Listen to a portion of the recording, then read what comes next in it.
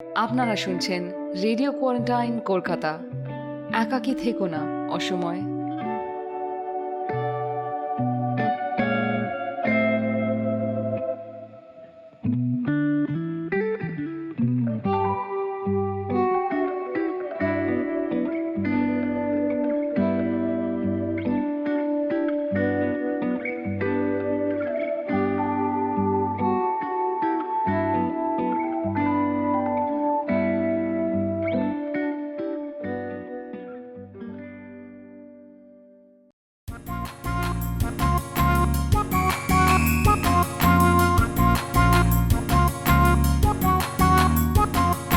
সক্রেটিসের দুনিয়া আর পিছিয়ে রেশ, রাস্তা জুড়ে পাথর পুজো পরম্পরার রেশ, আহা পরম্পরার রেশ।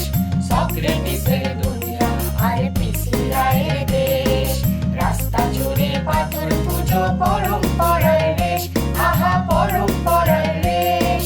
কোম্পানিতে বীজ খেয়েছে রোগবাতিকে ভয়, আহা রোগবাতিকে ভয়। কোম্পানিতে বীজ খেয়েছে রোগবাতিকে ভয়। বোকা বাক্সের বিজ্ঞাপনে আংটি শুধুর জয়, আহা আংটি শুধুর জয়। দেশি বীজকে বাঁচিয়ে রাখা, বৃষ্টি জলে ভরা, ভাইরাসের টিকার হদিশ নেন রোগ ভরা।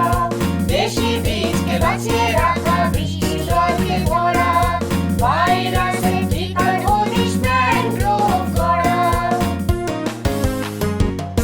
উষ্ণায়নে গলছে দেখো হিমবাহের চূড়া, মহাকর্ষের ঢেউয়ে আজও সংকেত ধরা, আহা সংকেত ধরা। উষ্ণায়নে গলছে দেখো হিমবাহের চূড়া, মহাকর্ষের ঢেউয়ে আজও সংকেত ধরা, আহা সংকেত ধরা। ভবঘুরে প্রশ্নগুলির সঙ্গে ছুটুক গান, আহা সঙ্গে ছুটুক গান। ভবঘুরে প্রশ্নগুলির সঙ্গে ছুটুক গান। ধারালো জিজ্ঞাসারা যুক্তিতে নিশান, যুক্তিতে নিশান। সংস্কারের বেড়া ভেঙে পরীক্ষা সন্ধান, বিশ্বজোড়া পাঠশালাতে সকলের বিজ্ঞান। সংস্কারের বেড়া ভেঙে পরীক্ষা সন্ধান, বিশ্বজোড়া পাঠশালাতে সকলের বিজ্ঞান, সকলের বিজ্ঞান, সকলের বিজ্ঞান। প্রায় 1 বছর ধরে আমাদের জনজীবন তোলপাড় এক ভাইরাসের ঠেলায়। টালমাটাল অনিশ্চিত এক পরিস্থিতির শেষ কবে সে নিয়ে এখনও নানান রকমের মতামতে আমরা খানিকটা বিভ্রান্ত। দীর্ঘ সময় ধরে গণমাধ্যমগুলিতে শোরগোল, বিদগ্ধ আলোচনা সেটা খানিকটা বদহজম ঘটিয়েছে। তবে একটা ব্যাপার পরিষ্কার, এই জীবাণু সংক্রমণের ভয়াবহতা মানুষ কিন্তু হাড়ে হাড়ে অনুভব করেছেন। কোভিড-19 যদিও একটা বিশেষ ধরনের ভাইরাস যেটা অতিমারির জন্ম দিয়েছে, তাই টিকা বা ভ্যাকসিন বিনা গতি নেই। কিন্তু যদি খেয়াল করে দেখি তাহলে সারা জীবন ধরে আমরা কিন্তু নানা ধরনের ভাইরাস, ব্যাকটেরিয়া ইত্যাদি জীবাণুর আক্রমণের সম্মুখীন হচ্ছি। আর সেই লড়াই লড়তে আমাদের অন্যতম হাতিয়ার হলো অ্যান্টিবায়োটিক। আমাদের দেশে এই অ্যান্টিবায়োটিক বিষয়ে বিশেষজ্ঞদের আমরা পাড়ায় পাড়ায় দেখতে পাই, যারা যে কোনো মাত্রার সংক্রমণের ইঙ্গিত পেলেই ওষুধের দোকানে হাজির হয়ে কিনে ফেলেন অ্যান্টিবায়োটিক। অবশ্যই এই অভ্যাস অত্যন্ত অবৈজ্ঞানিক এবং অজ্ঞানতার ফল। সুতরাং এই মুহূর্তে ভীষণভাবে প্রয়োজন অ্যান্টিবায়োটিককে বিজ্ঞানসম্মতভাবে জানা। সবার জন্য বিজ্ঞান অনুষ্ঠানের এই পর্বে আমাদের আলোচনা এই অ্যান্টিবায়োটিককে নিয়েই, একদম গোড়া থেকে। আলোচনায় আমাদের সঙ্গে আছেন আইআইটি গৌহাটির রসায়ন বিভাগের অধ্যাপক সুনন্দা চট্টোপাধ্যায়। রেডিও কোয়ারেন্টাইন কলকাতার পক্ষ থেকে সুনন্দা, তোমাকে স্বাগত। ধন্যবাদ শুভ্রদীপদা, রেডিও কোয়ারেন্টাইনের এই আলোচনায় আমাকে আজকে আমন্ত্রণ জানানোর জন্য। তাহলে সুনন্দা, আমরা একদম গোড়া থেকে শুরু করি। অ্যান্টিবায়োটিক জিনিসটা আসলে কি? আচ্ছা, তাহলে যেরকম তুমি বললে, আমি প্রথমে তাহলে আরেকটু পিছিয়ে যাই। অ্যান্টিবায়োটিকের আগে আমরা একটু বোঝার চেষ্টা করি যে অ্যান্টিবায়োটিক লাগবে কেন, প্রেক্ষাপট কি, এবং সেটা বলতে গেলে জীবাণু নিয়ে কথা বলতে হবে। তো জীবাণু আমরা যেটা বুঝি সাধারণভাবে সেটা হচ্ছে যে ব্যাকটেরিয়া, ফাঞ্জাই, ইস্ট, বিভিন্ন ক্লাস অফ অর্গানিজমসকে আমরা জীবাণুর মধ্যে ফেলতে পারি। যদি বড়ভাবে এটাকে ভাবতে হয়। এবং এরা সর্বত্র আছে, মানে আমরা এদের চোখে দেখতে পাই না, এরা ভীষণ ছোট, এদেরকে মাইক্রোস্কোপের আন্ডারে দেখা যেতে পারে, কিন্তু এরা অ্যাকচুয়ালি সব জায়গায় আছে। মানে এই যে আমরা যে কথা বলছি, আমাদের মধ্যে এই যে হাওয়া দুজনের মাঝে রয়েছে, এর মধ্যে আছে, আমাদের এই জামা কাপড়ের উপরে, প্রত্যেকটা সারফেসের উপরে, এমনকি আমাদের শরীরের মধ্যেও এই জীবাণুর অস্তিত্ব আছে। আমাদের যে গাট, তার মধ্যে প্রচুর জীবাণু আছে। এবং যেটা সব থেকে ইন্টারেস্টিং ব্যাপার সেটা হচ্ছে যে এই জীবাণুদের যদি বায়োমাস কল্পনা করা যায়, এই পৃথিবীতে জীবাণুদের যে টোটাল বায়োমাস সেটাকে যদি দেখা যায়, সেটা অ্যাকচুয়ালি মিলিতভাবে সমস্ত প্লান্টস এবং অ্যানিমালস, এদের সকলের বায়োমাসকে একসঙ্গে করলে তার অনুপাতও বেশি। তো তার মানে আমরা বুঝতে পারছি যে এরা সর্বত্র, এদেরকে যদিও চোখে দেখা যাচ্ছে না, তবুও এদেরকে আমরা এদের ছাড়া চলতে পারবো না। মানে আমাদের অস্তিত্ব এদের সঙ্গে ওতপ্রোতভাবে জড়িত। কিভাবে? এখন বুঝতে হবে যে জীবাণু মানেই কি খারাপ, তা কিন্তু নয়। এমন অনেক জীবাণু আছে যারা আমাদের দৈনন্দিন জীবনে প্রচুর উপকারী, মানে উপকার করে। যেমন আমাদের এক্ষুনি বললাম গাটের মধ্যে যেগুলো আছে, মানে আমাদের গ্যাস্ট্রো ইন্টেস্টিনাল ট্র্যাক্ট, তার মধ্যে যে জীবাণু আছে তারা আমাদের পাচন প্রক্রিয়াতে বিশেষভাবে কাজ করে, উপকার করে আমাদেরকে। তারপরে ধরুন আমরা যে প্রতিদিন বাড়িতে যে দই পাচ্ছি, তো সেখানে ল্যাক্টোব্যাসিলাস নামক একটি জীবাণু খুব কার্যকরী। তারপরে আমরা এই সাউথ ইন্ডিয়ান ফুড খেতে গেলে যে কোনো জায়গায় জয়েন্টে গিয়ে আমরা ইডলি বড়া খাচ্ছি সর্বক্ষণ, আমরা কি করছি? ফার্মেন্ট করছি ওই যে চাল বা ডালের যে মিক্সচারটা, তো সেখানেও এই জীবাণুরই হাত। আবার আমরা যে ব্রেড খাচ্ছি, সেখানে যে বেকারস ইস্ট, তো ইস্টও এক ধরনের জীবাণু।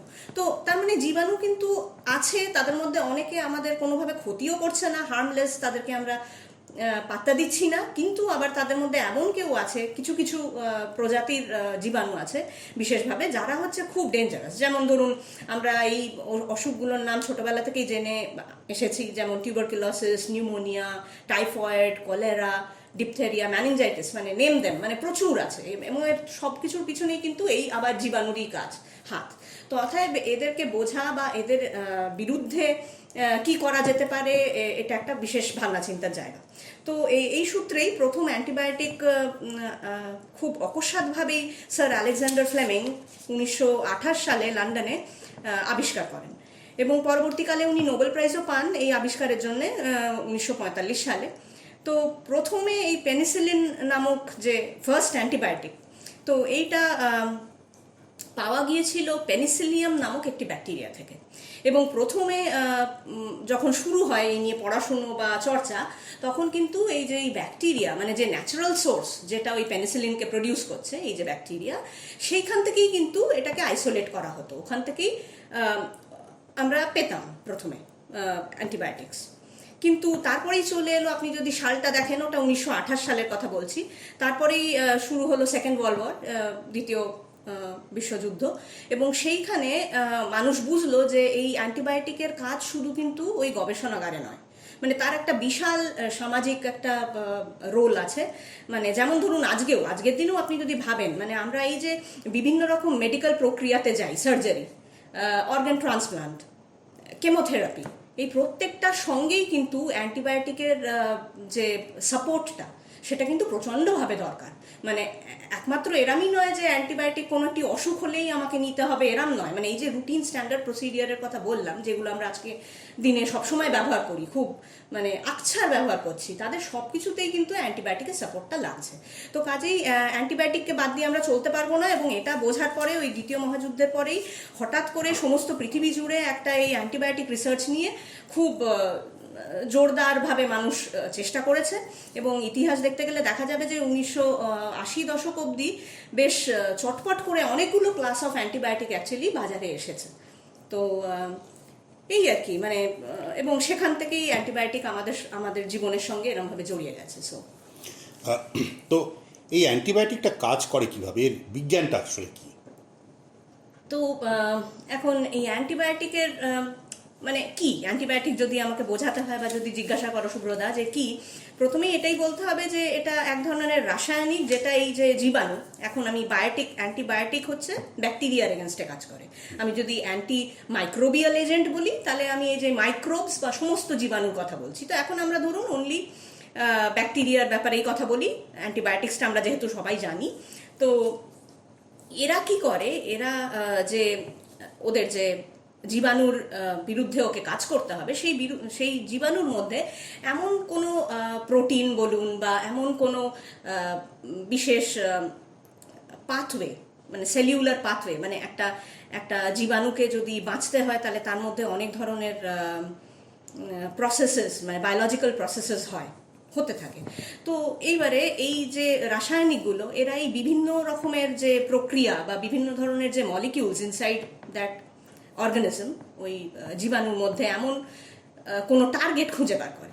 এবং এই টার্গেটগুলো সব থেকে ইম্পর্টেন্ট কথা হচ্ছে ওদেরকে ভীষণ স্পেসিফিক টার্গেট হতে হবে। মানে কথা হচ্ছে যে জীবাণুকে মারতে হবে অ্যান্টিবায়োটিক দিয়ে, কিন্তু যে হোস্ট, যাতে ওই ইনফেকশনটা হয়েছে, হোস্ট বলতে আমি বোঝাচ্ছি যে ধরুন একটি মানুষের একটা ব্যাকটেরিয়াল ইনফেকশন হয়েছে, সেখানে মানুষ হচ্ছে হোস্ট এবং ওই যে জীবাণু, সেই জীবাণুকে আমরা ধ্বংস করতে চাই এই অ্যান্টিবায়োটিক ইউজ করে। তো অ্যান্টিবায়োটিককে কিন্তু স্পেসিফিক্যালি সেইটাই চিনতে হবে। একটা ভালো রাসায়নিক বা ভালো অ্যান্টিবায়োটিক বলতে আমি সেটাকেই বোঝাবো যার মধ্যে এই সিলেক্টিভিটিটা বা এই যে মলিকিউলার রেকগনিশন, এটা নিয়ে পরে আবার আমরা হয়তো কথা বলবো পরের দিকে আমাদের আলোচনায়। তো তো এইটা খুব জরুরি আর কি, যে ওরা মানুষের দেহকে কম ক্ষতি করবে, তাদের প্রতি এফেক্ট কম হবে, ওরা বিশেষভাবে জীবাণুকেই অ্যাটাক করবে। এবং এইটা করার ওদের অনেক ধরনের পদ্ধতি আছে। কখনো কখনো ওই ব্যাকটেরিয়ার বাইরে যে সেল ওয়াল আছে, সেই সেল ওয়ালের যে সিনথেসিস, সেইটাকে বন্ধ করে দেয় কিছু অ্যান্টিবায়োটিক। আবার কিছু অ্যান্টিবায়োটিকের টার্গেট আছে কিছু প্রোটিনস, যেগুলো ব্যাকটেরিয়ার মধ্যে আছে, এবং সেই প্রোটিনসগুলো ওদের প্রজননের জন্যে, রিপ্রোডাকশনের জন্যে, বা মানে generation of the next progeny, তার জন্যে খুব জরুরি আর কি। তো হয়তো সেইটা হচ্ছে কোনো অ্যান্টিবায়োটিকের টার্গেট। তো বিভিন্ন রকম টার্গেট থাকতে পারে, বাট এইটা মনে রাখতে হবে যে অ্যান্টিবায়োটিককে কিন্তু শুধু জীবাণুর স্পেসিফিক কোনো টার্গেটের এগেনস্টে কাজ করতে হবে, মানুষ বা হোস্ট যার মধ্যে ওই ইনফেকশনটা হয়েছে তার বিরুদ্ধে নয়। তো এইটাই হচ্ছে বেসিক মেকানিজম। আচ্ছা, তো এখানে তুমি দুটো জিনিস বললে, একটা হচ্ছে যে সেল ওয়াল, হ্যাঁ, ব্যাকটেরিয়ার যে সেল ওয়াল, সেইটাকে বাড়তে না দেওয়া বা সেটার নতুন করে তৈরি করতে না দেয়া। আচ্ছা, মানে সেটার কাজটা কি? আচ্ছা, এখন এই সেল ওয়াল হচ্ছে একটা প্রোটেক্টিভ কোটিং, বলতে পারো একটা আস্তরণ, যেটা হচ্ছে তোমার এই ব্যাকটেরিয়ার যে কোষ, যে সেল, তার বাইরে থাকে। ঠিক আছে, ব্যাকটেরিয়া হচ্ছে খুব প্রিমিটিভ ধরনের জীব, ওকে, যাদেরকে আমরা বলি প্রোক্যারিওট। তো এই ধরনের প্রিমিটিভ জীবের বাইরে এরকম সেল ওয়াল থাকে। এটা হচ্ছে ওদের প্রোটেকশনের জন্য, এবং এটা ওদের এক্সিস্টেন্সের জন্য, মানে ওদের অস্তিত্বের জন্য প্রচণ্ডভাবে জরুরি। তো কাজেই এখন যখন নতুন প্রজন্ম তৈরি হচ্ছে, তার বাইরে যদি নতুন এই শিল্ড তৈরি করতে না পারা যায়, তাহলে সেই ব্যাকটেরিয়া বাঁচতে পারবে না, মানে নতুন যে প্রজন্ম হলো। তো এখন অ্যান্টিবায়োটিকের কাজের জন্য কি হচ্ছে, যে ওরা ওই এক ধরনের মলিকিউল আছে যাদেরকে আমরা বলি পেপটিডোগ্লাইক্যানস, যারা ওই সেল ওয়ালের কম্পোনেন্ট, মানে যা দিয়ে সেল ওয়াল তৈরি করা হয়, সেই পেপটিডোগ্লাইকানে গিয়ে ও বাইন্ড করতে পারে। মানে এই যে অ্যান্টিবায়োটিক মলিকিউলগুলো, রাসায়নিকগুলো, তারা গিয়ে ওই পেপটিডোগ্লাইকানের সঙ্গে আবদ্ধ হয়ে পড়ে এমনভাবে যে তারা আর পরবর্তীকালে গিয়ে এই সেল ওয়াল সিনথেসিস করতে পারে না। তার মানে হচ্ছে যে ওদেরকে সুরক্ষা দেওয়ার যে দেওয়ালটা, সেটা পুরো ভেঙে পড়ছে, প্রতিরোধটাই ভেঙে পড়ছে। তো কাজেই আর ওদের অস্তিত্ব থাকছে না। আচ্ছা, তা এবার তুমি বলো যে তো কিছু কিছু অ্যান্টিবায়োটিক কারুর ক্ষেত্রে কাজ করে, কারুর ক্ষেত্রে আবার কাজ করে না, বা কিছু কিছু অ্যান্টিবায়োটিক আমরা জেনেছি সেগুলো সম্পূর্ণভাবে অবসলেট হয়ে যায়, তো সেটা কেন? আচ্ছা, তো এই ক্ষেত্রে বলতে গেলে এখন একটা টার্ম বা একটা কথা যেটা আমাকে এখন বলতে হবে, সেটা হচ্ছে অ্যান্টিবায়োটিক রেজিস্ট্যান্স। আমরা এই কথাটাও স্বাভাবিকভাবে অনেকেই জানি। এখন এই রেজিস্ট্যান্স ব্যাপারটা কি? এরই কারণবশত, যেটা তুমি বললে শুভ্রদা, যে কখনো কখনো কিছু অ্যান্টিবায়োটিকের ক্লাস কোনো অসুখ বা কোনো মানুষের ক্ষেত্রে কাজ করছে না, তার পিছনে এই অ্যান্টিবায়োটিক রেজিস্ট্যান্স। তো এবার ব্যাপারটা হচ্ছে যে এই অ্যান্টিবায়োটিক রেজিস্ট্যান্সটা বুঝতে গেলে এটা কিন্তু ন্যাচারাল সিলেকশন প্রসেস থেকেই আসছে। মানে আমরা জানি যে এই যে আজকে পৃথিবীতে যে ধরনের প্রাণী আমরা দেখছি, এরা আছে, কিন্তু এরা খুব ফিট বলে। এবং এই থিওরিটা প্রপোজ করেছিলেন Darwin, the theory of evolution, যাতে উনি বলেছেন যে সার্ভাইভাল অফ দ্য ফিটেস্ট, অর্থাৎ সেই জীবই বাঁচতে পারবে যে পরিবর্তন যার মধ্যে হবে, এবং যে পরিবর্তন করে নিজেকে তার চারিপাশের সঙ্গে খাপ খাইয়ে নিতে পারবে। তো ঠিক এই প্রসেসটাকে মেনেই ব্যাকটেরিয়াও কিন্তু নিজেকে বিবর্তন করতে পারে। তো এটা ওর মধ্যে একটা ব্যাপার আছে। আর আমি যেটা বললাম যে ব্যাকটেরিয়াদের যেটা হচ্ছে সব থেকে বড় হাতিয়ার, সেটা হচ্ছে ওরা খুব তাড়াতাড়ি প্রজনন করতে পারে আর কি। মানে ওদের যেটা একটা cycle of life and next যে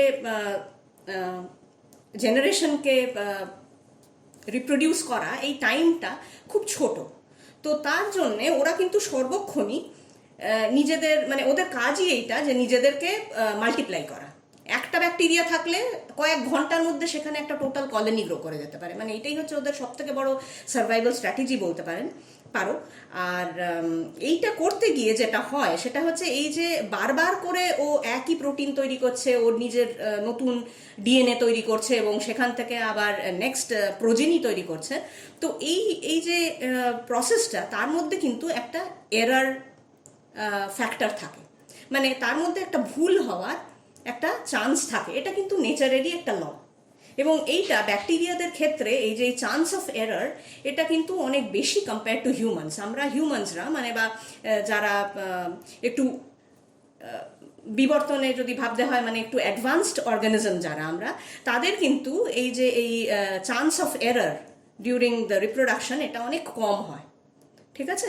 কিন্তু এটা হচ্ছে ইউক্যারিওটদের একটা ফিচার, মানে যারা হচ্ছে অ্যাডভান্সড জীব।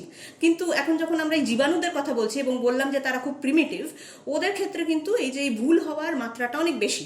এবার যখন একটা নতুন বাহ্যিক একটা কম্পাউন্ড, মানে রাসায়নিক অ্যান্টিবায়োটিক ওকে দেয়া হলো, তখন সেই অ্যান্টিবায়োটিক তো মেরে দিচ্ছে ব্যাকটেরিয়াদের, কিন্তু তাদের মধ্যে এই যে বারবার করে যে ডিভিশন হচ্ছে, সেল ডিভিশন হচ্ছে, এই সেল ডিভিশনের সময়কালীনই কোনো একটা সময় ওদের মধ্যে, ওদের ডিএনএর মধ্যে কিছু চেঞ্জ হয়ে যাচ্ছে। এই চেঞ্জগুলোকে আমরা বলি মিউটেশনস।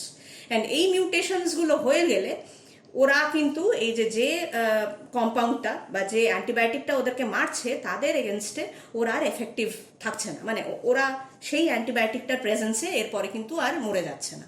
তো এরকম যদি একটা সেলেও, মানে প্রথমে মিলিয়নস অফ সেলের মধ্যে থেকে, ধরুন একটা সেলের মধ্যেও যদি ওই রকম একটা মিউটেশন হয়ে যায়, ওই একটা সেল থেকে কিন্তু খুব কম সময়ের মধ্যে আবার ওই মিউটেটেড যে ব্যাকটেরিয়া, যার মধ্যে রেজিস্ট্যান্স থাকলো এই অ্যান্টিবায়োটিকটা, সেটা হতে কিন্তু কোনো টাইম লাগবে না। তো এইভাবেই ওরা নিজেদের মধ্যে এই রেজিস্ট্যান্সটা আনছে। এটা একটা ন্যাচারাল প্রসেস, এটা হবেই, যে কোনো অ্যান্টিবায়োটিক দিলে হবেই।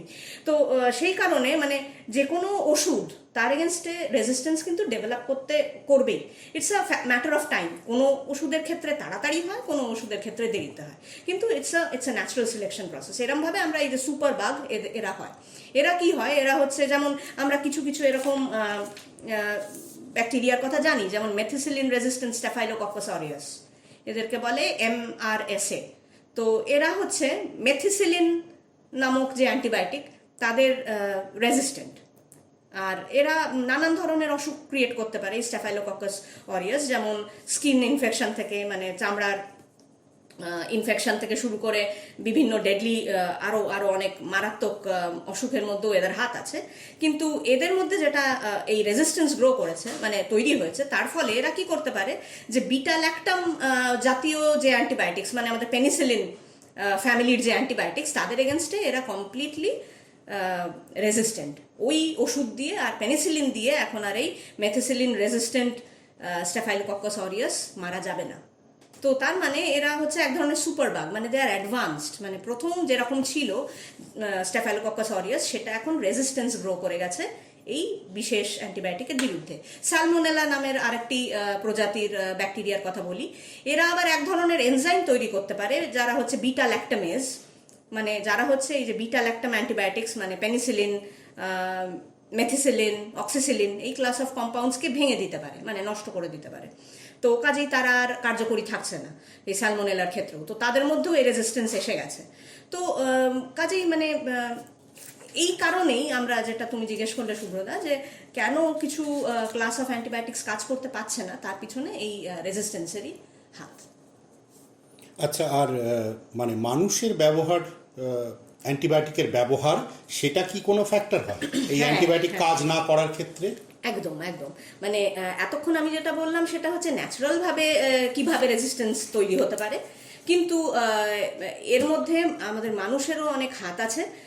এবং যার জন্যে কি হয় যে এই রেজিস্ট্যান্সটা অনেক তাড়াতাড়ি তৈরি হচ্ছে, মানে ন্যাচারালি যদি হতো তাহলে যেরকম ভাবে তৈরি হতো, যে রেটে তৈরি হতো, তার থেকে অনেক তাড়াতাড়ি এখন তৈরি হচ্ছে মানুষের কিছু কাজের জন্য, এবং সেইগুলো আমরা সকলেই অ্যাকচুয়ালি অল্প বিস্তর করে থাকি, সেটা বোধহয় এই আলোচনায় বলা জরুরি। যেমন হচ্ছে খুব মানে প্রতিনিয়ত অ্যান্টিবায়োটিক ইউজ করা, মানে এটা বুঝতে হবে যে আমরা আমাদের যে মেশিন, আমাদের যে শরীর, তার মধ্যে কিন্তু একটা প্রাকৃতিকভাবেই একটা ইমিউন সিস্টেম আছে, মানে একটা প্রতিরোধক ক্ষমতা আছে আমাদের মধ্যে, এবং অনেক সময়ই অনেক ইনফেকশনকে কিন্তু কোনো ওষুধ না দিলেও আমাদের, যদি আমরা সময় দিই আমাদের শরীরকে কাজ করতে, তাহলে আমাদের শরীর কিন্তু তার যে প্রতিরোধক ক্ষমতা তাই দিয়ে সে কিন্তু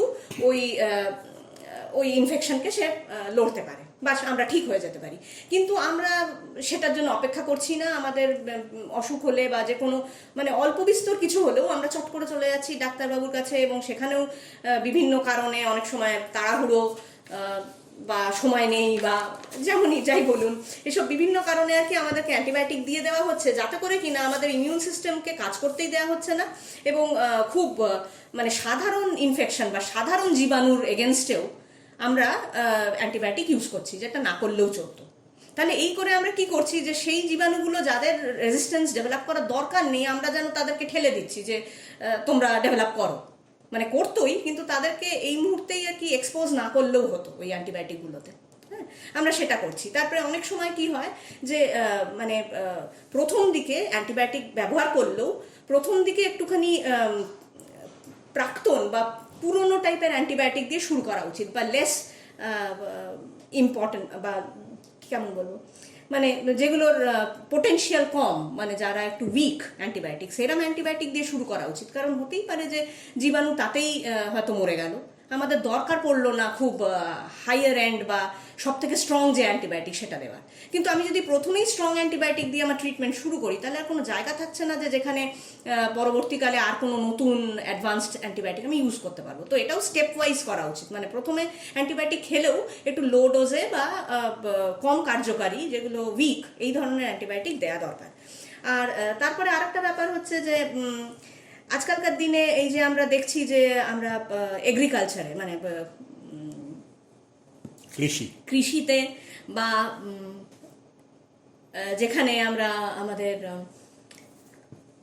অ্যানিমাল হাজবেন্ডারি, মানে যেখানে আমরা ধরুন পশুপালনে আমরা এদের ক্ষেত্রেও আর কি অ্যান্টিবায়োটিক প্রচণ্ডভাবে ইউজ করছি। কারণ আমরা চাই যে ওদের অসুখ না হোক, বা যিনি বিক্রেতা, যিনি করছেন এই ব্যবসাটা, তিনি চান যে কোনো রকমের ইনফেকশন হয়ে ওনার প্রফিট কম না হয়ে যাক, বা খুব তাড়াতাড়ি গ্রোথ হোক। হ্যাঁ, সেটা আপনি ইয়েরই বলুন, ওই কোনো জীবেরই বলুন, যেমন আমরা চিকেন খাচ্ছি, আমরা দুধ খাচ্ছি, সেখানে গরুদেরকে দেওয়া হচ্ছে এইসব অ্যান্টিবায়োটিক ইনজেকশন। তো এরকম করে কি হচ্ছে, এই অ্যান্টিবায়োটিকগুলো কিন্তু পোটেনশিয়ালি ওই জীব বস্তু যাদের আমরা পরে খাচ্ছি, বা যারা যেসব তরি তরকারি যাই ফসল হচ্ছে, সেই ফসলের মধ্যে কিন্তু কোথাও ওরা থেকে যাচ্ছে, এবং পরবর্তীকালে গিয়ে আমরা যখন ওইটাকে কনজিউম করছি, আমরা কিন্তু খাবারের মধ্যে দিয়ে অজান্তে আমাদের শরীরের মধ্যে অনেক অ্যান্টিবায়োটিক কিন্তু ঢুকে যাচ্ছে, এবং সেই অ্যান্টিবায়োটিক অলরেডি আমাদের মধ্যে যে সব জীবাণু আছে তাদের এগেনস্টে কিন্তু রেজিস্ট্যান্স ডেভেলপ করছে ওভার দ্য টাইম। এটা 2 নম্বর কথা। অর্থাৎ সেই জন্যই আমাদের আর কি আজকালকার দিনে এই সচেতনতাটা হয়েছে, আমরা সবাই বলছি যে আমরা অর্গ্যানিক ফার্মিং এর দিকে আমরা সবাই সচেতনভাবে এগিয়ে যেতে চাইছি, ঝুঁকছি। হ্যাঁ, তার কারণটাই এইটা, মানে এগুলো ইউজ করা উচিত নয়, মানে খুব বেশি মাত্রাতেই অ্যাকচুয়ালি ব্যবহার করা হচ্ছে, যতটা বোধহয় দরকার তার থেকে। তারপরে আরেকটা যেটা খুব ইম্পর্টেন্ট ব্যাপার, সেটা হচ্ছে আমরা কিভাবে অ্যান্টিবায়োটিকগুলোকে ডিসপোজ করি, কিরমভাবে ওদেরকে ফেলে দিচ্ছি। মানে আমাদের অনেক সময় হচ্ছে যে বাড়িতে হয়তো এক্সট্রা ওষুধ থেকে যাচ্ছে, সেই ওষুধগুলোকে আমরা কোথায় কিভাবে ফেলছি, আমরা অনেক সময় ডাস্টবিনে গিয়ে ফেলে দিই। উচিত হচ্ছে ফার্মেসি বা কোনো হসপিটাল সেখানেও এই ব্যাপারটা নেই অ্যাকচুয়ালি, আমাদের সমাজে এখনো এই ব্যাপারটা এতটা প্রিভ্যালেন্ট নেই যে এটা সবাই মধ্যে এই জাগরণটা যে এই জিনিসগুলো আমরা এরমভাবে যে কোনো জায়গায় অ্যান্টিবায়োটিক ফেলে দিতে পারি না ডাস্টবিনে, জাস্ট যেরমভাবে অন্যান্য আমরা বাড়ির যে ওয়েস্ট আমরা ফেলছি তাদের সঙ্গে। তার কারণ হচ্ছে আপনাদের যেরকম বললাম যে চারিদিকেই জীবাণু রয়েছে, ওই ডাস্টবিনের মধ্যে সেখানে প্রচুর আছে, মাটির মধ্যে প্রচুর মাইক্রোবস আছে, জীবাণু। তো এই যে আমরা ওষুধগুলো ফেলে দিলাম, কি হচ্ছে, ওষুধগুলোর যে রাংটা সেটা হয়তো ডিগ্রেড করে যাচ্ছে, কোনোভাবে ফেটে যাচ্ছে, ফুলে যাচ্ছে, সেই ওষুধ কিন্তু ধীরে ধীরে ওই মাটিতেই মিশে যাচ্ছে। এবং এরকমভাবে মানে না চাইতেও যে জীবাণুদের আমাদের ওই অ্যান্টিবায়োটিকের এক্সপোজার দেওয়া দরকার নেই, কিন্তু সেটা কিন্তু আমরা করে ফেলছি। হ্যাঁ, আর একটা ব্যাপার হচ্ছে যে আজকালকার দিনে দেখুন আমরা প্রচণ্ড অ্যাডভান্সড হয়ে গেছি, বিশ্ব অনেক ছোট হয়ে গেছে, আমরা কাজের সূত্রে বিভিন্ন জায়গায় যাচ্ছি, বিভিন্ন জায়গার খাবার খাচ্ছি, ইম্পোর্ট বিজনেস হচ্ছে, ইম্পোর্ট এক্সপোর্ট, যাতে করে কি হচ্ছে আগেকার দিনে কোনো ইনফেকশন বা কোনো রেজিস্ট্যান্স যদি কোথাও ডেভেলপ করতো সেইটা সেই জায়গাতেই সীমাবদ্ধ থাকতো পৃথিবীতে। কিন্তু এখন এটা হতে পারছে না, কারণ আমরা সব জায়গার খাবার খাই, আমরা সব জায়গায় যাচ্ছি আসছি অ্যাক্রস দ্য কন্টিনেন্ট, তাতে করে কি হচ্ছে যে কোনো একটা জায়গায় যদি এরমভাবে ডেভেলপ করে সেটা কিন্তু সারা পৃথিবীতেও ছড়িয়ে পড়তে বেশি সময় লাগছে না। তো এই সব জিনিসগুলো, এই যে এগুলো সমস্ত মানুষেরই কাজ, এইগুলো করে কি হচ্ছে যে আমরা এই যেটা একটা ন্যাচারাল প্রসেস সেইটাকে কিন্তু আমরা অনেক পুশ করে দিচ্ছি, মানে আমরা এগিয়ে দিচ্ছি, ঠেলে দিচ্ছি। আচ্ছা, মানুষের কি বলবো খানিকটা অসচেতন ব্যবহার অ্যান্টিবায়োটিককে নিয়ে, সেটা কি কি সমস্যা করে সেটা তো তুমি বললে। এর সঙ্গে আরেকটা খুব কমন জিনিস যেটা দেখি বা আমি নিজেও কখনো কখনো করেছি, সেটা হচ্ছে ডাক্তারবাবুরা বলেন একটা অ্যান্টিবায়োটিক দিলে তার কোর্স কমপ্লিট করতে হবে, অর্থাৎ যদি বলা হয় যে 5 দিনে দুবার করে খেতে হবে, তাহলে সেই 10টা ওষুধই খাওয়া উচিত। কিন্তু অনেক ক্ষেত্রে আমরা সেটা করি না। এটা না করলে কি অসুবিধা হতে পারে? খুব ভালো প্রশ্ন করেছো সুব্রদা, এটা খুবই প্রাসঙ্গিক, মানে যেরকম বললে আর কি, খুবই আকছার হয়ে থাকে এটা।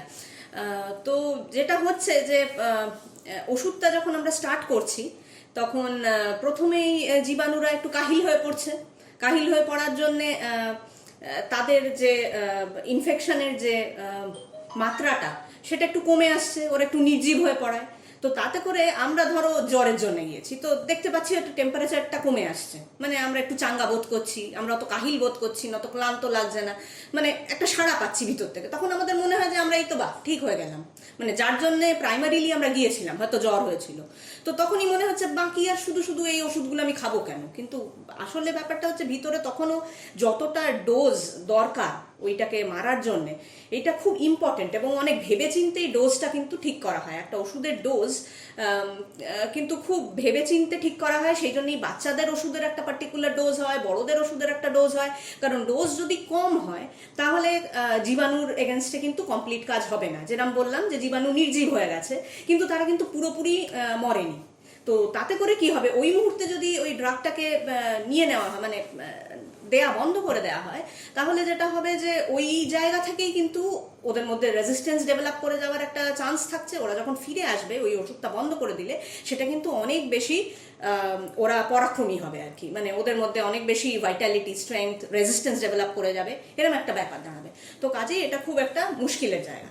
তো ওই জন্য ডোজ জিনিসটা কিন্তু একদম ছিনিমিনি খেলার নয়, কারণ এটা অনেক ভেবেচিন্তে অনেক গবেষণার পরে এটা ঠিক করা হয়। বডি ওয়েটের সঙ্গে একটা সমানুপাত রেখে, একটা রেশিও রেখে কিন্তু এই কত ডোজ হবে সেটা ঠিক করা হয়। কারণ আমাদের যদি আবার ডোজ বেশি হয়ে যায় কোনো ওষুধের, এটাও বুঝতে হবে যে জ্বর যাচ্ছে না বলে আমি বেশি ওষুধ খেয়ে ফেললাম, সেটাও কিন্তু সমানভাবে ক্ষতিকারক। কারণ হচ্ছে যে আমাদের এই শরীরে যখন ওষুধটা যায়, সেই ওষুধটা আমাদের শরীরের মধ্যে বিভিন্ন জায়গায় ছড়িয়ে পড়ছে।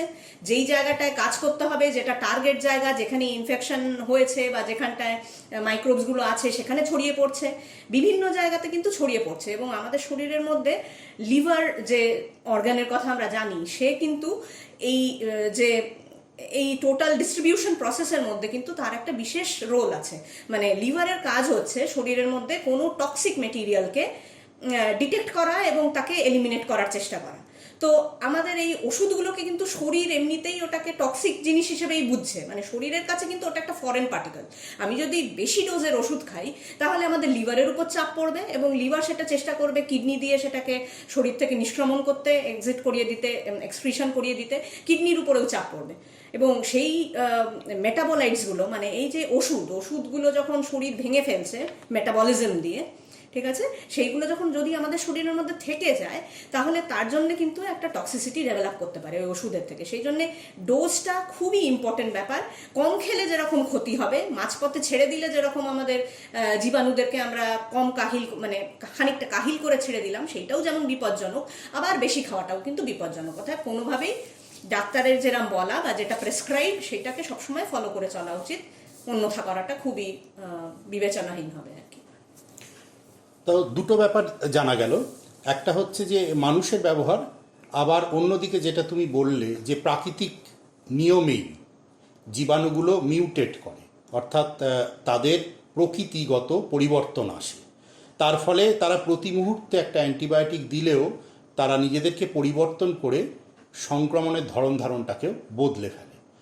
সুতরাং সংক্রমণের ধরন ধারণ যখন বদলে যাচ্ছে তখন লড়াইয়ের নতুন পদ্ধতিও দরকার। তো অ্যান্টিবায়োটিক নিয়ে ভাবনা চিন্তা গবেষণার জায়গা অবশ্যই আছে। চ্যালেঞ্জগুলো কী কী? আচ্ছা, এটা বেশ একটা বড় জায়গা যেখানটা তুমি জিজ্ঞেস করলে, এবং খানিকটা বুঝিয়েই বলতে হয় বলতে গেলে। সেটা হচ্ছে যে ওই যেমন আমরা একটু ফিরে যাই সময়, তো প্রথমত যেরকম বলছিলাম আর কি, যে বিভিন্ন অ্যান্টিবায়োটিক্স একটা সময় আমরা দেখেছিলাম যে প্রচুর different class of antibiotic. Class বলতে আমি বোঝাচ্ছি রাসায়নিকভাবে তারা মূলত খুব ডিফারেন্ট, তাদের স্ট্রাকচার, তাদের কেমিক্যাল স্ট্রাকচার সেগুলো খুব ডিফারেন্ট। তো যদি নাম বলতে হয় তাহলে কিছু ক্লাস, যেমন ধরো অ্যামিনো গ্লাইকোসাইডস, তারপরে পেনিসিলিনস, এক্ষুনি যেটা নিয়ে অনেক কথা বললাম, টেট্রাসাইক্লিনস, কুইনোলোনস, ম্যাক্রোলাইডস ইত্যাদি, এরকম বিভিন্ন ক্লাস অফ অ্যান্টিবায়োটিক আছে। তো একটা সময় কিন্তু অ্যান্টিবায়োটিক রিসার্চ খুব হইচই করে সারা পৃথিবী জুড়ে হয়েছে, প্রায় 70-80 দশক অবধি। কিন্তু তারপরে সামহাও যেন এই রিসার্চের জায়গাটা একটু ঝিমিয়ে গেছে। তো সেই জায়গাটা আমি একটু বাদে আসছি। তার আগে এটা বলি যে একটা অ্যান্টিবায়োটিক তৈরি করতে, ঠিক আমরা একটা ওষুধ তৈরি করতে ঠিক কি প্রসেসের মধ্যে দিয়ে যাই, এটা কিন্তু খুব একটা সময় সাপেক্ষ ব্যাপার। এবং এই যে আমরা অ্যাক্রস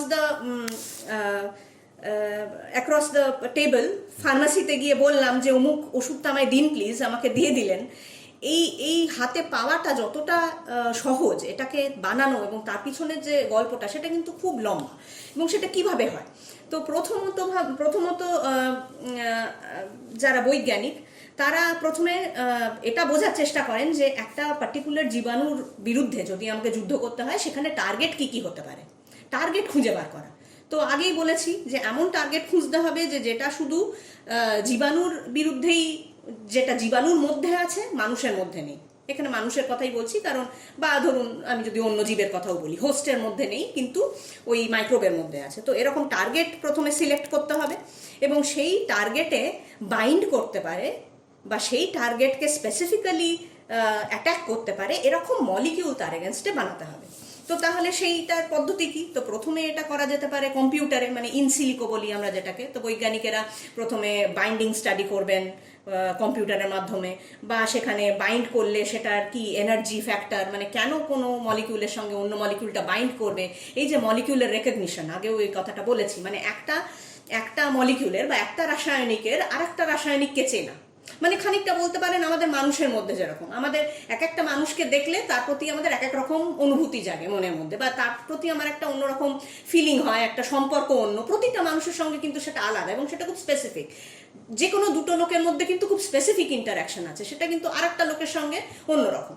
তো এই মলিকিউলসগুলো বা এই রাসায়নিকের ক্ষেত্রেও তাই, এই যে ড্রাগগুলো যেগুলো আমরা বানাবো তাদের ওই টার্গেটের প্রতি কিন্তু একটা বিশেষ সিলেক্টিভিটি থাকতে হবে, যে ও তার সঙ্গেই বাইন্ড করে, সে অন্যান্য জিনিসের সঙ্গে বাইন্ড করে না। এটা যদি করতে পারি তাহলে কি হোস্টকে আমরা প্রিভেন্ট করতে পারবো, সেফ রাখতে পারবো, তার মধ্যে কোনো সাইড এফেক্ট দেখা যাবে না। তো এই যে পুরো গবেষণাটা, এটা কিন্তু প্রথমে বৈজ্ঞানিকেরা করে থাকেন, সেখানে কম্পিউটারের মাধ্যমে করেন এবং সেইটা প্রথমত ডকিং স্টাডিজ বা যেরকম বললাম energy calculations, binding affinity study, এগুলো করার পরে বৈজ্ঞানিকেরা কিছু এরকম রাসায়নিকের একটা লিস্ট তৈরি করেন, ধরুন যে এইগুলো পোটেনশিয়াল ড্রাগ হতে পারে। তারপরে নেক্সট চ্যালেঞ্জ হবে যে সেইগুলোকে কি আমি বানাতে পারছি, সেইখানেও বৈজ্ঞানিকদের একটা বড় ভূমিকা থাকছে। তারা রসায়নাগারে সেটা করার চেষ্টা করেন যে সেগুলো বানানো এবং প্রাথমিকভাবে দেখা যে তাদের যে কাজটা করার জন্য তাদেরকে বানানো হয়েছে সেইগুলো কি করা যাচ্ছে। তার মানে রাসায়নিক মানে ইনভিট্রো এই এক্সপেরিমেন্টগুলোকে আমরা বলি ইনভিট্রো। তার মানে হচ্ছে যে টেস্ট টিউবের মধ্যে বা একটা পেট্রি ডিশের মধ্যে, মানে শরীরের বাইরে প্রথমে দেখা হবে যে এই মাইক্রোবগুলোর এগেনস্টে যে বানানো হলো ড্রাগগুলো সেগুলো কি কাজ করছে। তা সেইগুলো যখন প্রাথমিকভাবে করা হয়, তো ধরুন আমি একটা মোটামুটি অনুমান আপনাদের বলছি, ধরুন 5 বছরে আপনি যদি ধরেন, তাহলে 5 বছরের বিবিধ রিসার্চের পরে যদি 5 থেকে 10,000 এরকম মলিকিউল পাওয়া যায় যেইগুলো হচ্ছে একটা পার্টিকুলার মাইক্রোবকে টার্গেট করে বা তাদের এগেনস্টে কাজ করে, তো তাহলে সেইখান থেকে এই প্রাথমিক সমস্ত এক্সপেরিমেন্টের পরে যাওয়া হয় হচ্ছে প্রিক্লিনিক্যাল ট্রায়ালে। প্রিক্লিনিক্যাল ট্রায়াল মানে কি, যে এই আমি এতক্ষণ বললাম যে সমস্ত ওর যে বায়োলজিক্যাল অ্যাক্টিভিটি এগুলো আমরা শরীরের বাইরে দেখলাম। এবারে ওটা শরীরের মধ্যে কাজ করে কিনা দেখার জন্যে প্রথমে কিছু জীবদের চয়ন করা হয় আর কি, মানে ধরুন গিনিপিগস, ধরুন কিছু ক্লাস অফ র্যাটস মানে ইঁদুর। তো এই ধরনের জীবদের উপরে প্রথমে ওই যে রাসায়নিকগুলো পাওয়া গেছে সেইগুলোকে প্রথম এক্সপেরিমেন্ট করা হয় এবং দেখা হয় যে তাদের মধ্যে তারা সেফ থাকলো কিনা, তাদের মধ্যে ওই ইনফেকশনগুলোকে এই রাসায়নিকটি ডিল করতে পারছে কিনা, মানে মারতে পারছে কিনা। তো এইসব বিভিন্ন যা স্টাডি বা ওই যে প্রাণীটি সে তার মধ্যে কোনো সাইড এফেক্ট দেখা যাচ্ছে কিনা, বা তার মধ্যে ওই যে রাসায়নিকটি তার কোনো মানে মেটাবোলাইটস জমে যাচ্ছে কিনা, মানে এরকম বিভিন্ন রকমের স্টাডি করে ধরুন ওই যে ওই বললাম যে আপনাকে 5 থেকে 10,000টা মলিকিউল, সেখান থেকে হয়তো 250টা মলিকিউল, আমি একটা এক্সাম্পল দিচ্ছি, 250টা মলিকিউল হয়তো দেখা গেল যে জীবেদের মধ্যে কার্যকরী। তো এইটা হচ্ছে প্রিক্লিনিক্যাল ট্রায়াল। তো এইটাই করতে আপনার প্রথম ধরুন 5 বছর লেগে গেল। এরপরে এই যে 250টা মলিকিউল এটা মানুষকে দেয়া যাবে কিনা, এইখানটায় শুরু হবে ক্লিনিক্যাল ট্রায়াল। এবং এই ক্লিনিক্যাল ট্রায়ালের বিভিন্ন স্টেপ আছে, তার মধ্যে আছে 3টে ফেজ হয়, first phase, second phase, third phase. এবং এই প্রত্যেকটি ফেজে বিভিন্ন ভলেন্টিয়ার মানে যারা এই গবেষণাটার মধ্যে পার্টিসিপেট করতে চায় এরকম কিছু ব্যক্তিদেরকে আইডেন্টিফাই করা হয়, চয়ন করা হয়। কিছু লোক যাদের সেই অসুখটি নেই এবং কিছু লোক যাদের সেই অসুখটি আছে, এবং বিভিন্নভাবে দেখা হয় যে এই যে মলিকিউলগুলো সেইগুলো আদৌ মানুষের জন্য সেফ কিনা। মানে মানুষকে তো যে কোনো ওষুধ এরমভাবে দেওয়া যাবে না, সেটাকে মার্কেটে আনার আগে প্রচুর পড়াশুনো করতে হয়, প্রচুরভাবে সেটা স্টাডি করতে হয়, প্রচুর টাইম নিয়ে স্টাডি করতে হয়। এমন অনেক সাইড এফেক্ট থাকতে পারে যেটা হয়তো তৎক্ষণাৎ দেখা গেল না, কয়েক মাসের মধ্যে দেখা গেল না, কিন্তু হয়তো কয়েক বছরে দেখা যাবে। তো এই যে ক্লিনিক্যাল ট্রায়াল মোটামুটি হতে আপনার আরও লেগে গেল ধরুন 6-7 বছর। আর ওই যে 250 যে নম্বরটা বলেছিলাম সেইটা হয়তো এখন কমে এই ক্লিনিক্যাল ট্রায়ালের পরে হয়তো মোটে 5টা মলিকিউল বা 4টে মলিকিউল হয়তো এমন হলো যে যারা হচ্ছে কার্যকরীও বটে ওই পার্টিকুলার জীবাণুর ক্ষেত্রে, আবার তারা মানুষের ক্ষেত্রেও সেফ দেয়া যেতে পারে মোটামুটি। তো মানে সমানুপাতটা মানে খুবই মানে আশ্চর্যকর। মানে আমরা শুরু করেছিলাম হাজারে, আমরা 5-10 হাজার মলিকিউলের কথা বলেছিলাম, সেখান থেকে ওই প্রিক্লিনিক্যাল ট্রায়াল, তারপরে ক্লিনিক্যাল ট্রায়াল করে সত্যি যেগুলো এফেক্টিভ মলিকিউল সেগুলো হয়তো 2-3টে এরকম নাম্বারে আসবে। এবং এই টোটাল টাইমটা লেগে গেল আমাদের 1 দশকের উপর। এরপরে এফডিএর বলে একটি অর্গানাইজেশন আছে যাদের আর কি প্রচুর রুল আছে। একটা ড্রাগকে মার্কেটে আনার আগে রেজিস্টার করতে হয় ওই এফডিএতে। তারা এটাকে সমস্ত এই যা বৈজ্ঞানিক রেজাল্ট পাওয়া গেছে তাদেরকে জমা দিতে হবে। তাদের ওখানে বিশেষজ্ঞরা আছেন, তারা এগুলোকে সমস্ত খুব খুঁটিয়ে আবার সমস্ত পড়াশুনো করবেন, এবং করার পরেই সেটাও হয়তো আরও 1-2 বছর লেগে যেতে পারে। তারপরে যদি সেই ড্রাগটি পাস করে সেই রিভিউ, তবেই কিন্তু তাকে এই ছাড় দেওয়া হবে যে এবারে এটাকে মার্কেটে লঞ্চ করা যেতে পারে। এবার একটা ভাবার ব্যাপার আছে যে এতক্ষণ সমস্ত কিছু যেটা হচ্ছিল সেটা কিন্তু একটা বৈজ্ঞানিক স্কেলে হচ্ছিল, মানে যত লোককে এটা দেয়া হয়েছে এই ওষুধটা সেটার একটা লিমিটেড নাম্বার ছিল। তো কাজেই আমাদের যে ওষুধটা তৈরি হয়েছিল সেটা একটা স্মল স্কেলে তৈরি হয়েছিল, ল্যাবরেটরি স্কেলে তৈরি হয়েছিল। এইটাকে এবারে আপনাকে আপস্কেল করতে হবে, এটাকে এবারে তৈরি করতে হবে একটা ইন্ডাস্ট্রিয়াল লেভেলে। কারণ এখন আমরা কথা বলছি সারা পৃথিবীর মানুষ, প্রচুর মানুষ, তো সেইটা করতে গেলে এখন লার্জ স্কেল সিনথেসিস করে সেটাকে মার্কেটে আনা, তারপরে মার্কেটে আনতে গেলে আরও জিনিসপত্র ভাবতে হবে যে এই যে ওষুধটা এটাকে কিভাবে দিতে হবে। এই ওষুধটা যখন স্টাডি হয়েছিল তখন হয়তো একটা গুঁড়ো হিসেবে লোকে খেয়েছে, তা এটা যখন মার্কেটে ছাড়া হবে এটা কি ক্যাপসুল হবে, নাকি এটা একটা অয়েন্টমেন্ট হবে, নাকি এটা একটা ইনজেকশন হবে, নাকি এটা একটা ট্যাবলেট হবে, মানে মোড অফ ডেলিভারি খুব ইম্পর্টেন্ট। মানে অনেক সময়ই দেখা গেছে যে অনেক ওষুধ বা অনেক ড্রাগের এই মোড অফ ডেলিভারির উপরে কিন্তু ডিপেন্ড করে তার এফিকেসি, মানে সে কতটা কার্যকরী হবে, ঠিক আছে। তো এইটা দেখার ব্যাপার আছে। তারপরে ব্যাপার আছে যে ওই ওষুধটা কতদিন শেলফ লাইফ বলি আমরা, কতদিন ওটাকে রাখা যাবে, ওই রাসায়নিকটাকে, মানে ওটা নিজে নষ্ট হয়ে যাবে না, কতদিন ওটাকে আমরা রাখতে পারবো, এইটা আছে। আর তারপরে ডোজেজের কথা তো বলেছি যে মানুষকে দিতে গেলে কতটুকু দিতে হবে, কতটুকু দিলে কাজ করে। তো এই বিভিন্ন জিনিসগুলো কিন্তু প্রায় মানে 14-15 বছর লেগে যাবে। তার মানে একটা মানে ড্রাগকে মানে আনতে গেলে ফ্রম দ্য স্ক্র্যাচ, মানে প্রথম থেকে শুরু করতে গেলে কিন্তু প্রায় 10-15 বছরের এটা একটা গল্প।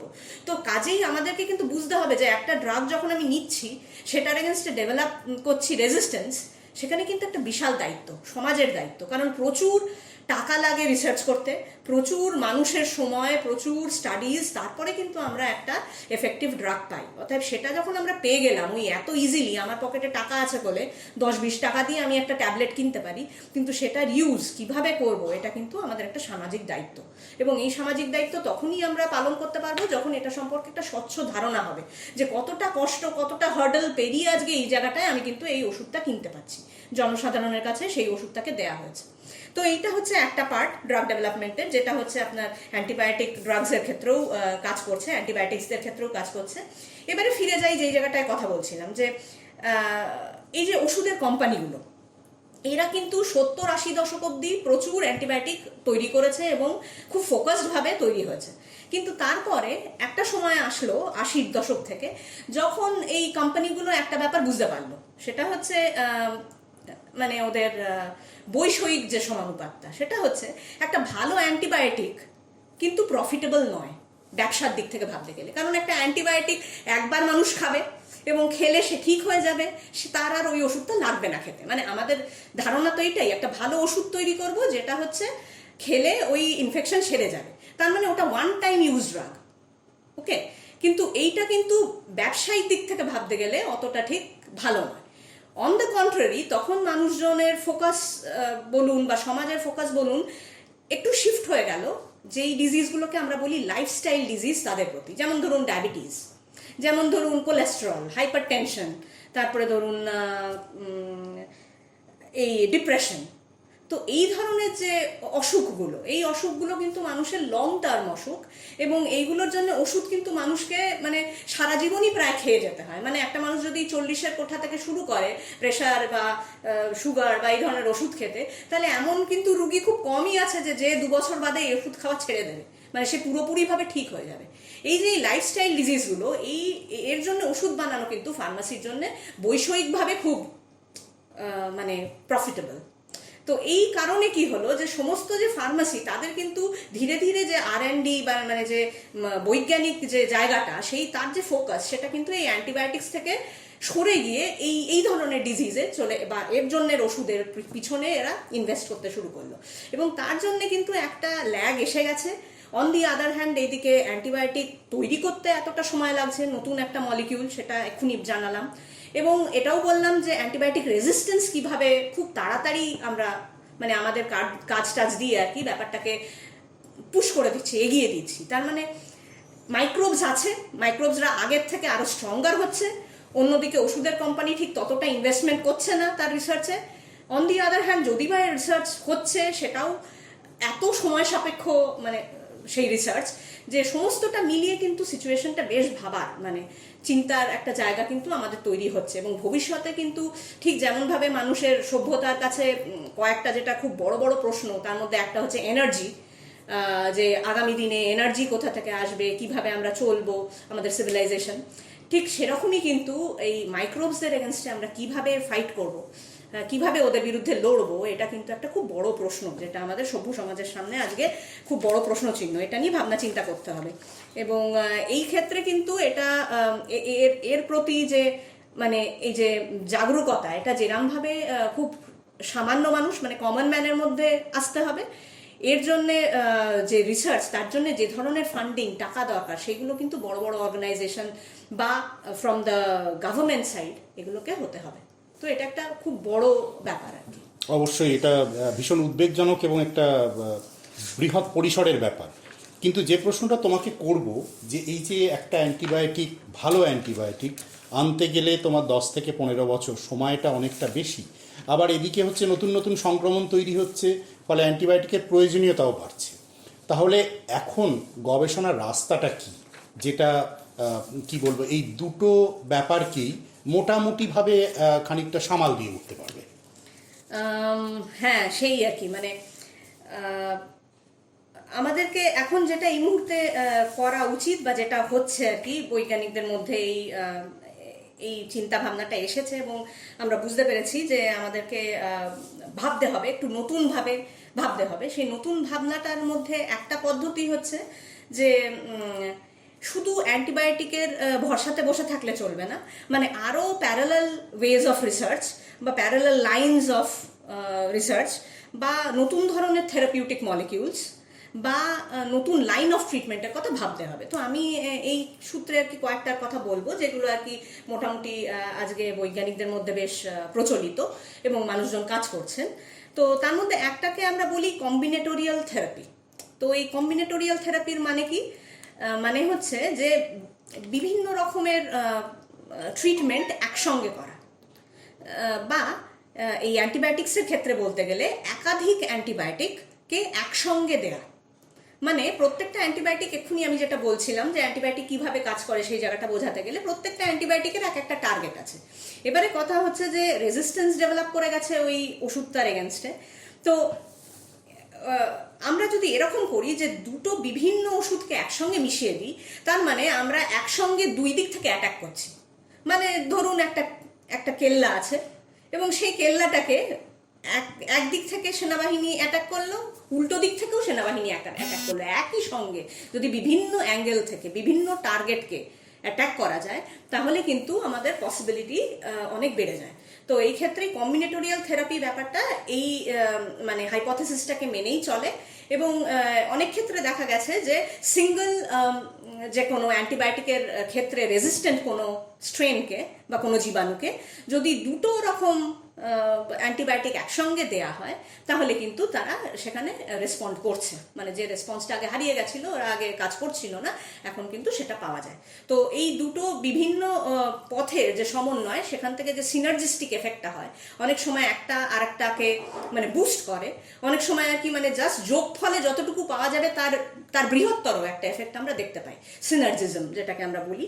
তো এইটার জন্যই কম্বিনেটোরিয়াল থেরাপি ইউজ করা হয়। তো এটা প্রচলিত এক। 2 নম্বর কথা হচ্ছে, আমি যেটা বলছিলাম যে অন্যান্য ধরনের মলিকিউলের কথা ভাবতে হবে। মানে antibiotics generally small organic molecules বলে আমরা ধরি, মানে ছোট অর্গানিক মলিকিউল হিসেবে গণ্য করা হয়। তো অন্য ধরনের মলিকিউল মানে অন্য ধরনের রাসায়নিক, এবং এইটা ভাবতে গিয়ে একটা পাথ ব্রেকিং ফিল্ড হচ্ছে অ্যান্টিমাইক্রোবিয়াল পেপটাইডস, এবং এই জায়গাটাতে আমিও কাজ করি। তো অ্যান্টিমাইক্রোবিয়াল পেপটাইডস হচ্ছে, এখন পেপটাইডস কি বলতে গেলে, তো পেপটাইডস হচ্ছে ছোট প্রোটিন। আমরা সকলেই জানি আমাদের শরীরের মধ্যে বিভিন্ন রকমের প্রোটিন আছে, এবং এই প্রোটিনগুলো অ্যামিনো অ্যাসিড দিয়ে তৈরি হয়। ঠিক আছে, তো বলতে পারেন যে অ্যামিনো অ্যাসিড দিয়ে এক একটা অ্যামিনো অ্যাসিড যদি এক একটা পুঁথি হয়, তাহলে সেই পুঁথিগুলো গেঁথে গেঁথে একটা মালা তৈরি হলে যে বিডটা, যে চেনটা তৈরি হলো, ওইটা একটা প্রোটিন। তো এবারে পেপটাইড হচ্ছে ছোট ছোট প্রোটিন। মানে ধরুন একটা প্রোটিনের মধ্যে হয়তো 100 অ্যামিনো অ্যাসিড আছে, বড় প্রোটিনের মধ্যে কখনো 400-500টা অ্যামিনো অ্যাসিড থাকতে পারে।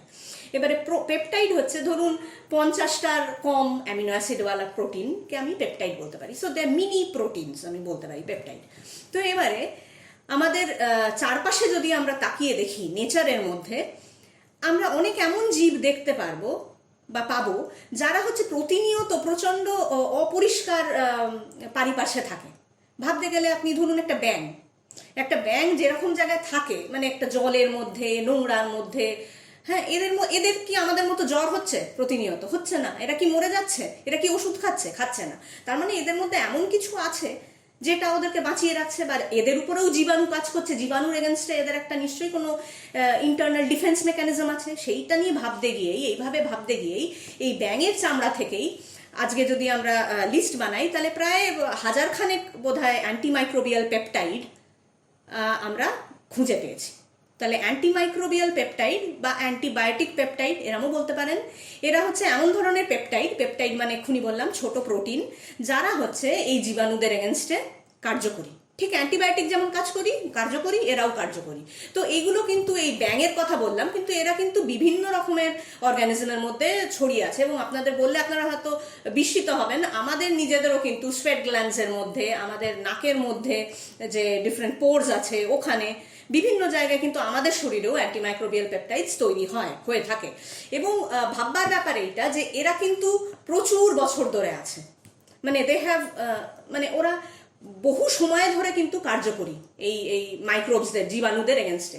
তার মানে যেটা আমাদের এখানে আসার জায়গা, সেটা হচ্ছে যে এদের এগেনস্টে রেজিস্ট্যান্স খুব ধীরে ধীরে গ্রো করে। তো এইটা হচ্ছে অ্যান্টিবায়োটিকের এগেনস্টে এদের একটা আর কি খুব মানে ভালো জায়গা। এবং এটা কেন এরকমটা হয়, ওদের রেজিস্ট্যান্স কেন ওদের এগেনস্টে স্লো গ্রো করে, সেটা ভাবতে গিয়ে বা সেখানের গবেষণায় দেখা গিয়েছে যে এই অ্যান্টিমাইক্রোবিয়াল পেপটাইডের একই সাথে বিভিন্ন রকমভাবে অ্যাটাক করার বা মোড অফ অ্যাকশন আছে। ওরা জীবাণুকে বিভিন্ন অ্যাঙ্গেল থেকে একই সঙ্গে অ্যাটাক করতে পারে।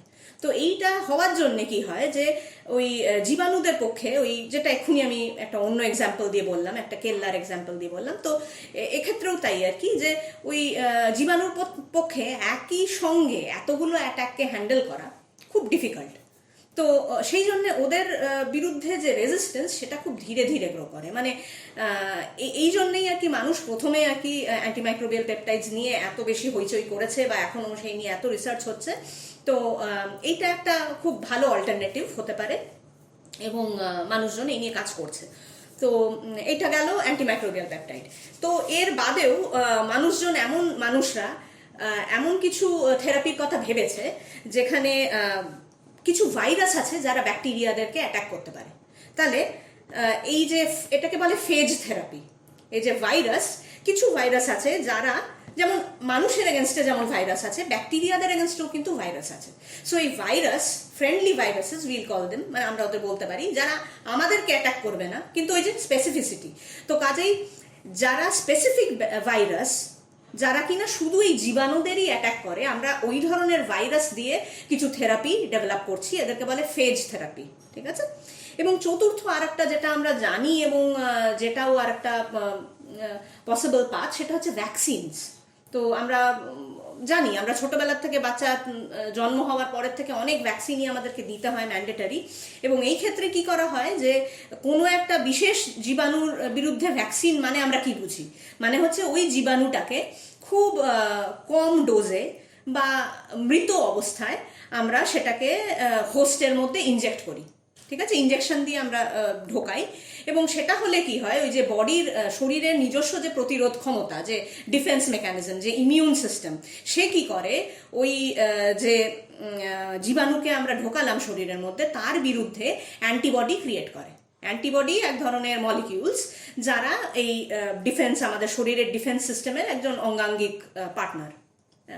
তো এই অ্যান্টিবডি আমরা শরীরের মধ্যে তৈরি করে রাখি। মানে ধরুন আমি আজকে যদি টিবির এগেনস্টে একটা কোনো টিকা নিই বা ভ্যাকসিন নিই, তার মানে আমার শরীরের মধ্যে আমি অ্যান্টিবডি জেনারেট করে রাখলাম ইন স্টোর, যে ভবিষ্যতে যদি কোনোদিনও আমার সত্যিকারের টিবি হয়, আমার শরীর অলরেডি উইল হ্যাভ, মানে আমার কাছে আমি তাকে এই ক্ষমতা দিয়ে রাখলাম, বা তার হাতে সেই হাতিয়ার দিয়ে রাখলাম, যা দিয়ে সে চট করে ওই লড়াইটা লড়তে পারবে। আমি আগের থেকে তৈরি হয়ে থাকলাম, মানে আগের থেকে প্রিপেয়ার্ড হয়ে থাকলাম। তো এটা চতুর্থ ওয়ে। তো এরকম বিভিন্ন পথ আছে অ্যান্টিবায়োটিক ছাড়াও, যে এবং আমাদের ভাবতে হবে এগুলোর কথা, কারণ হচ্ছে শুধু অ্যান্টিবায়োটিকের ভরসায় থাকলে বোধহয় আমাদের একটু দেরি হয়ে যাবে। তো কাজে এই সমস্তটা নিয়েই ভাবনা চিন্তা করতে হবে, এবং কাজ হচ্ছে।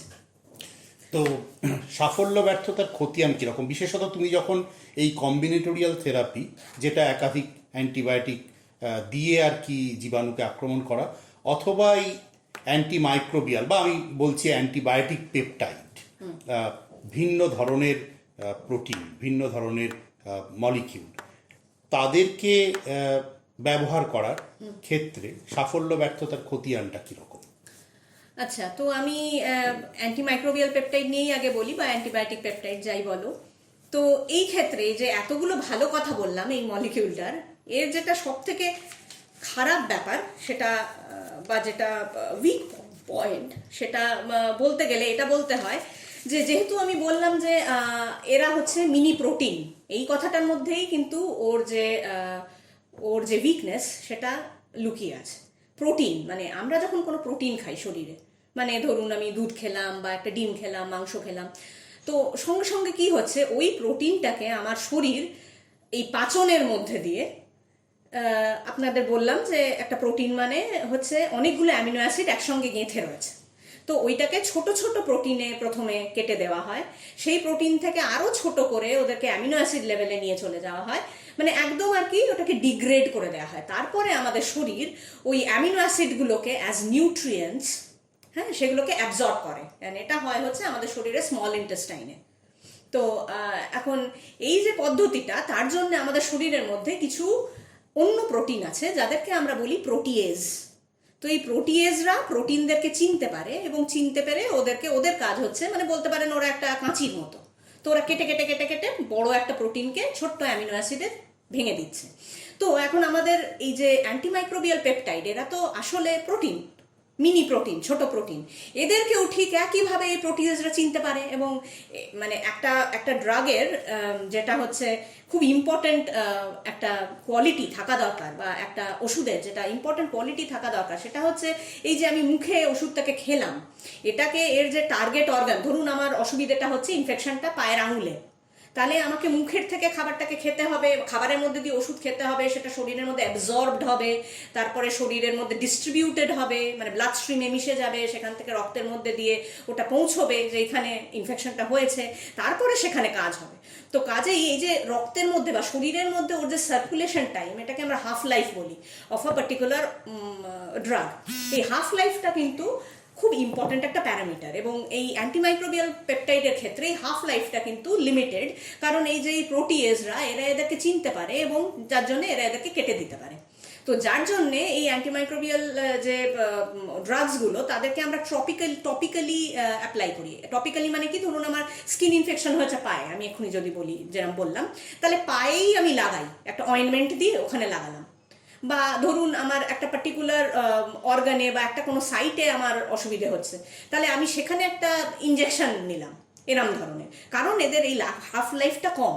তো এইটাকে যদি আমাকে আরো, মানে এটাকে যদি চ্যালেঞ্জ হিসেবে আমরা ধরি, আর এটাই চ্যালেঞ্জ বলতে পারেন আর কি, তো তাহলে আমাদের যেটা করতে হবে যে এই মলিকিউলগুলোকে এমন করতে হবে যে এরা এদের কাজটাও করতে সক্ষম হলো, কিন্তু এদেরকে এই প্রোটিয়েজরা চিনতে পারলো না। এবং এই জন্যে এক ধরনের একটা ব্রাঞ্চ অফ সায়েন্স আছে যাদেরকে আমরা বলি পেপটিডোমিমেটিক্স। মানে এগুলো হচ্ছে যে ওই প্রোটিনটাকে কিছু কিছু জায়গায় আমরা রাসায়নিকভাবে এমনভাবে মডিফাই করে দেবো, এমনভাবে চেঞ্জ করে দেবো যে এই চেনাটা, এই যে সিলেকশনটা, ওই প্রোটিয়েজ এসে এই যে আমার অ্যান্টিমাইক্রোবিয়াল পেপটাইড বা অ্যান্টিবায়োটিক পেপটাইডটাকে যে ধরবে বা ওকে যে চপ করবে, এই যে এই রেকগনিশনটা, চেনাটা, যে এই মলিকিউলটাকে আমি ডিগ্রেড করতে হবে, এই চেনাটাকে আমাদের নষ্ট করে দিতে হবে, এই সিলেক্টিভিটিটাকে। তা সেইটা করার জন্য আমরা মলিকিউলটাকে এমনভাবে চেঞ্জ করতে পারি রাসায়নিকভাবে, বৈজ্ঞানিকেরা করছেন, তো যাতে করে এই প্রোটিয়েজ রেজিস্ট্যান্স গ্রো করছে। এবং সেইটা প্রোটিয়েজ রেজিস্ট্যান্স গ্রো করলে এই মলিকিউলগুলো দে উইল বি স্ট্রঙ্গার, এদের ডোজ নির্ধারণ করতে বা অল্প ডোজেই কাজ হবে,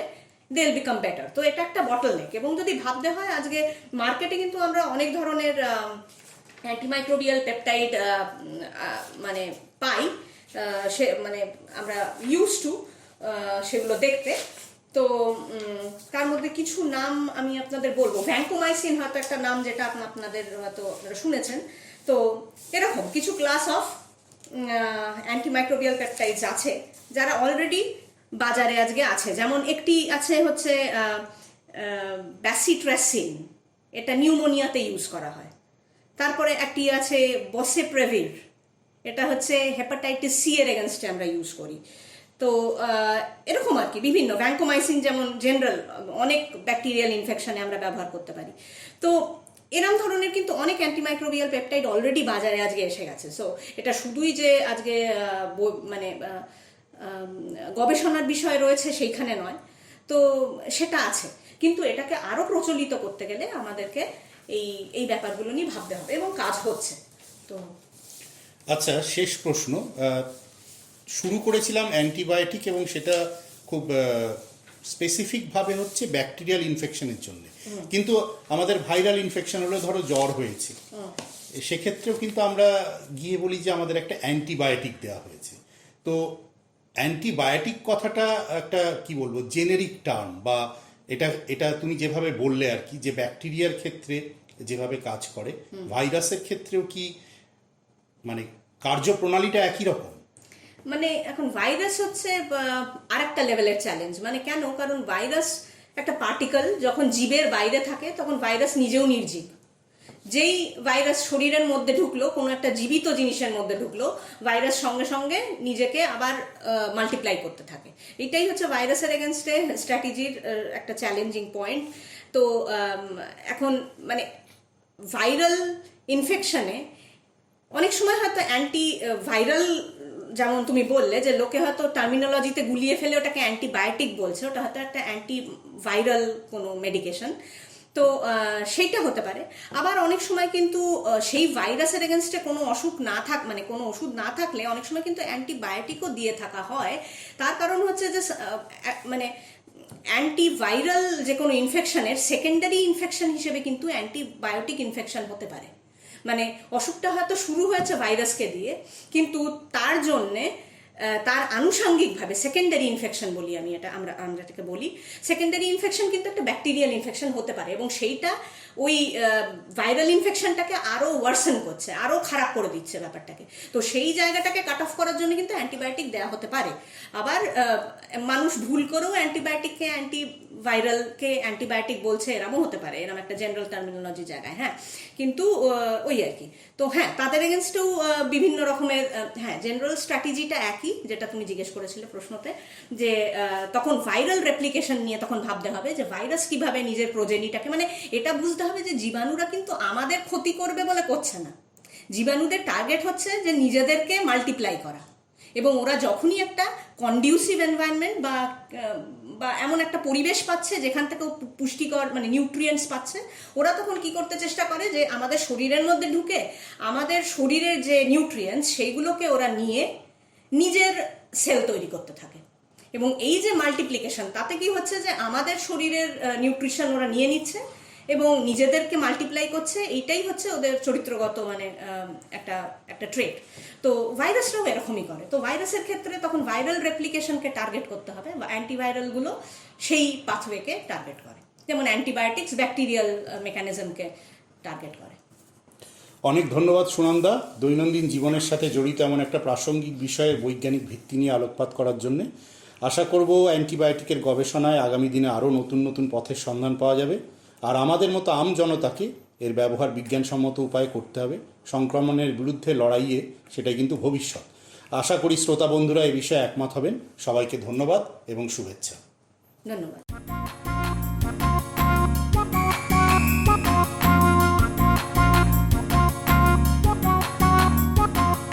সক্রেটিসের দুনিয়া আর পিছিয়ে রেশ, রাস্তা জুড়ে পাথর পুজো পরম্পরার রেশ, আহা পরম্পরার রেশ। সক্রেটিসের দুনিয়া আর পিছিয়ে রেশ, রাস্তা জুড়ে পাথর পুজো পরম্পরার রেশ, আহা পরম্পরার রেশ। কোম্পানিতে বীজ খেয়েছে রোগবাতিকে ভয়, আহা রোগবাতিকে ভয়। কোম্পানিতে বীজ খেয়েছে রোগবাতিকে ভয়। বোকা বাক্সের বিজ্ঞাপনে আংটি শুধুর জয়, আহা আংটি শুধুর জয়। দেশি বীজকে বাঁচিয়ে রাখা, বৃষ্টি জলে ভরা, ভাইরাসের টিকার হদিশ ম্যাংগ্রো করা। দেশি বীজকে বাঁচিয়ে রাখা, বৃষ্টি জলে ভরা, ভাইরাসের টিকার হদিশ ম্যাংগ্রো করা। উষ্ণায়নে গড়ছে দেখো হিমবাহের চূড়া, মহাকর্ষে ঢেউয়ে আজও সংকেত